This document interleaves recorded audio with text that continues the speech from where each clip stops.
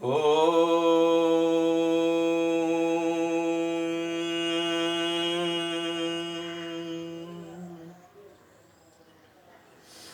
Seven देवासुरमर्त्यतिर्यं न स्त्री न षण्डो न पुमान् न जन्तुः नायं गुणः कर्म न सन्न चासन् निषेधशेषो जयतादशेषः। ईश्वर कैसा है? सवै न देवासुरमर्त्यतिर्यम,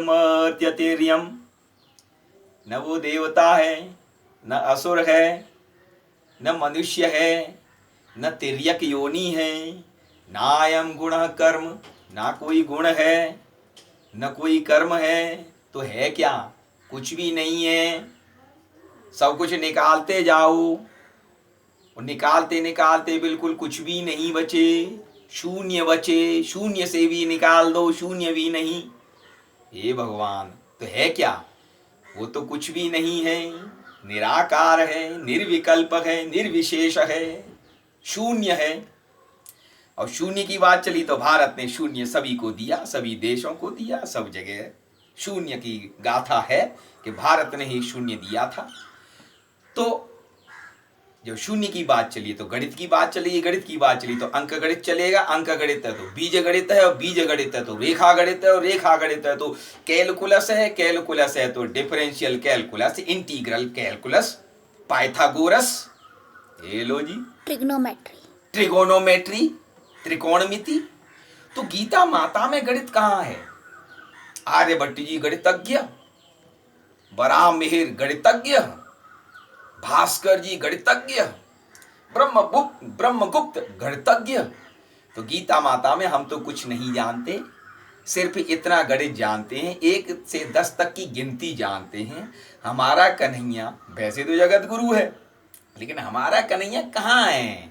वो तो ग्वारिया है, ग्वाला है, गैया चराता है। 10 तक की गिनती आ जाए वो ही बहुत है, और 10 तक की गिनती हर एक को आ जाए तो समझ लीजिए वो विश्व के सर्वोत्तम गणितज्ञ हो जाएंगे, ग्रेट मैथमेटिशियन हो जाएंगे। तो 1 कहाँ है, 2 कहाँ है, 3 कहाँ है, पूरी गीता में कहाँ कहाँ क्या क्या है वो हम देखते हैं, उसका रसास्वादन लेते हैं। 0 तो हो चुकी, सवै न देवासुर मर्त्य तिर्यम, और इन्फिनिटी कहाँ है, अनंत कहाँ है? तो पहला जो श्लोक है 1 का जिसमें उल्लेख हो उसको देखते हैं। अध्याय 18 का 66वां श्लोक, सर्वधर्मान परित्यज्य माम एकम शरणं व्रज अहम त्वा सर्व पापेभ्यो मोक्षयिष्यामि मा शुचः। माम एकम शरणं व्रज, तू मेरे अकेले की एक की शरण में आ जा। बहुत सुंदर प्रभु जी, 1 संख्या हो गई, अब 2 की बात चलेगी।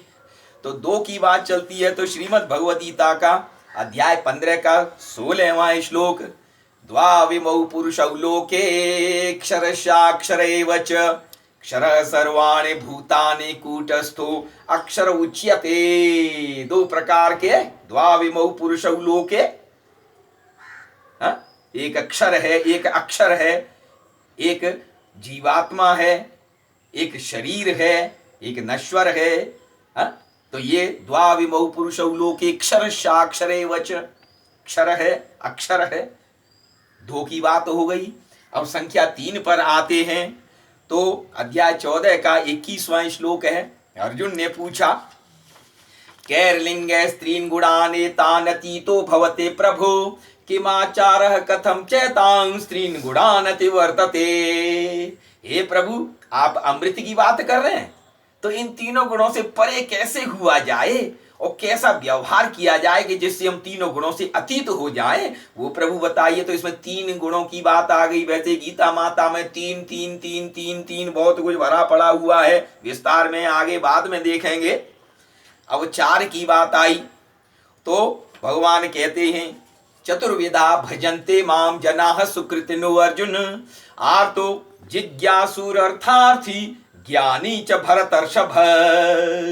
हे भरतर्षभ, हे भरतवंशियों में श्रेष्ठ 4 प्रकार के भक्त मुझे भजते हैं। आर्तो, जिज्ञासु, अर्थ आर्थी और ज्ञानी, 4 प्रकार के। अब ये 4 संख्या हो गई। अब 5वीं की बात है तो सीधी बात है। पांचजन्यम ऋषिकेशो देवदत्तम धनंजय पौंड्रम दद्मौ महाशंखम भीम कर्मावृकोदरः। अध्याय 1 का 15वां श्लोक, उसमें पांचजन्यम 5 आ गए। अब 6 की बात आई है तो अध्याय 15 का 7वां श्लोक है। ममैवांशो जीवलोके जीवभूतः सनातनः मनः षष्ठानीन्द्रियाणि प्रकृति स्थानि कर्षते। षष्ठा 6 आ गया, उसमें मन सहित 5 इंद्रियाओं, तो 6 का उल्लेख है। अध्याय 15 का कौन सा? 7वां श्लोक। अब 7 की बात आई तो 7 में आता है, 7 में अध्याय 10 का 6वां श्लोक है। महर्षयः सप्त चत्वारो मनवस्तथा मद्भावा मानसा जाता येषां लोकैमः प्रजा। महर्षयः सप्त, पूर्वे चत्वारो मनवस्तथा, तो सप्तर्षि जो आ गए वो भी पूरे गीता में हैं, तो 7 की संख्या भी हो गई। और ये अध्याय 10 के 6ठे श्लोक में आ गया। अब 8वां आया तो 8 के बारे में तो बहुत ही अच्छी बातें हैं भैया। सीधी बात है, एक तो प्रकृति की बात है। भूमिरापो नलो वायो खम मनो बुद्धिरेव च अहंकार इति यम में भिन्ना प्रकृतिरष्टधा। 8 प्रकार की प्रकृति है। और सबसे अच्छी बात, 8 प्रकार की बात तो चली है, तो जन्माष्टमी भी भगवान कृष्ण की है और राधाष्टमी भी भगवान कृष्ण की है। और 8 तक की गिनती कंस को भी नहीं आती थी, इसीलिए नारद जी ने ऐसा गणित पढ़ाया, पता ही नहीं चला कि 8 कौन सा है 7 कौन सा है, ऐसा गणित पढ़ा दिया। उस कंस को 10 तक गिनती क्या 8 तक भी गिनती नहीं आती थी। और एंड ही गॉट कंफ्यूज्ड। तो 8 का बड़ा महत्व है। अब 9 की बात चलेगी तो अध्याय 5 का 13वां श्लोक है। सर्वकर्माणि मनसा संन्यस्यास्ते सुखं वशी नवद्वारे पुरे देहि नैव कुर्वन्न कारयन्। नवद्वारे 9 द्वार हैं। कहाँ पर हैं? भले ही 9 प्लेनेट हो चाहे नहीं हो, नवग्रह हो चाहे 8 हो, चाहे बेचारे प्लूटो को हटा दो चाहे किसी को जोड़ दो, लेकिन इस शरीर में तो 9 द्वार ही हैं। 7 तो यहीं पर हैं। 2 ये रहे, 2 ये रहे, 1 ये रहा, 2 ये रहे, तो 7 तो यही द्वार हो गए। 9 द्वार और नीचे हो गया उपस्थ वाला पोर्शन नीचे। तो इस प्रकार से 9 द्वारे पूरे देही, 9 की गिनती भी आ गई। अब 10 की बात आई है तो अध्याय 13 का 5वां श्लोक है। महाभूतान्यहंकारो बुद्धिरव्यक्तमेव च इंद्रियाणि दशैकम च पंचचेंद्रिय गोचराः। तो 10 एकम या एकादश नहीं है, 10 प्लस 1 है, इसीलिए 10 भी आ गया। अब जल्दी में सुन लीजिए। अब एक बात और, पूरा गणित ही सीखना है तो अनंत की बात करनी पड़ेगी। और अनंत के बारे में भगवान श्रीमद् भगवद गीता में जब अपना विराट रूप के दर्शन कराते हैं तो अध्याय 11 का 16वां श्लोक, वैसे अनंत गीता माता में अनेक स्थानों पर आया है, लेकिन अनंत की बात है तो अध्याय 11 का 16वां श्लोक है।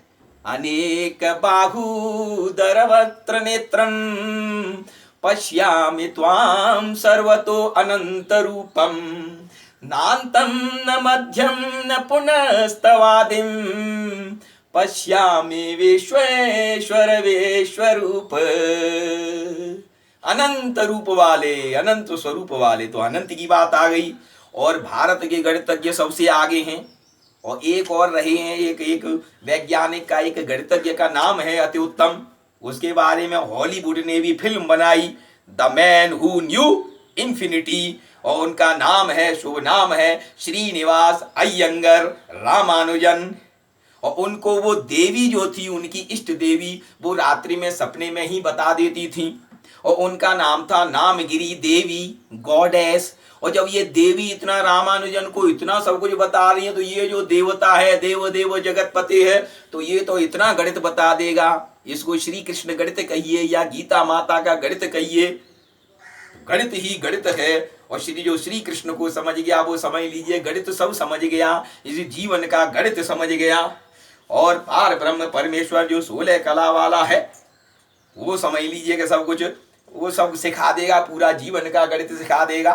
बोलिए श्री वृंदावन बिहारी लाल की जय जय जय हो।